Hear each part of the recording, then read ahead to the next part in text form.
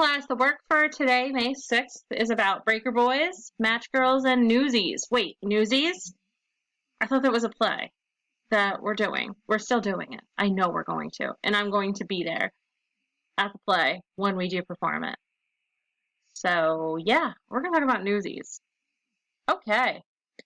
During the Industrial Revolution, it was common for children to work full-time jobs. We already know that. It was before there were labor laws for children.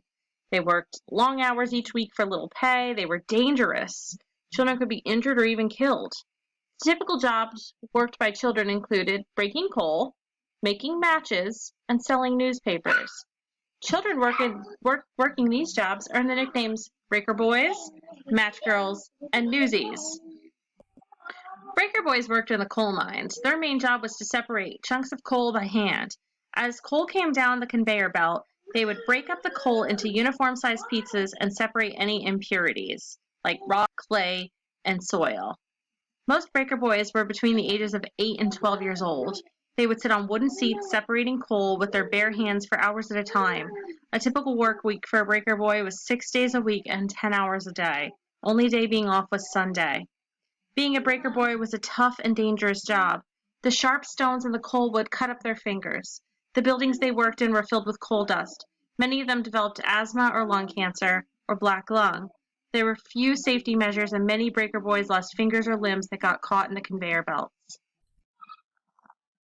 Match girls worked in match factories. One of their jobs was to dip the tips of wooden matches into a chemical called phosphorus. Most of the workers in match factories were women, and many of them were young girls between the ages of 13 and 16. They became known by the nickname Match Girls. Working in a match factory was hard and dangerous work. Match dippers stood throughout much of a 12-hour workday and barely made enough money to eat. They were sometimes beaten by their bosses and injured their fingers in the machinery. However, the most dangerous part of being a match girl was the phosphorus chemicals. These chemicals made them sick and caused many of the girls to lose their teeth.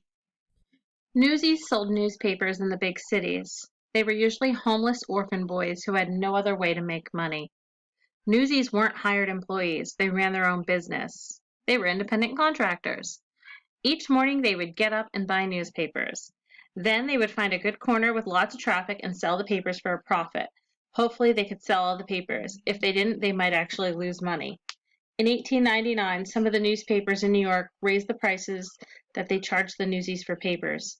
The Newsies banded together and went on strike to fight the raise. They did all they could to prevent the sale of the newspapers.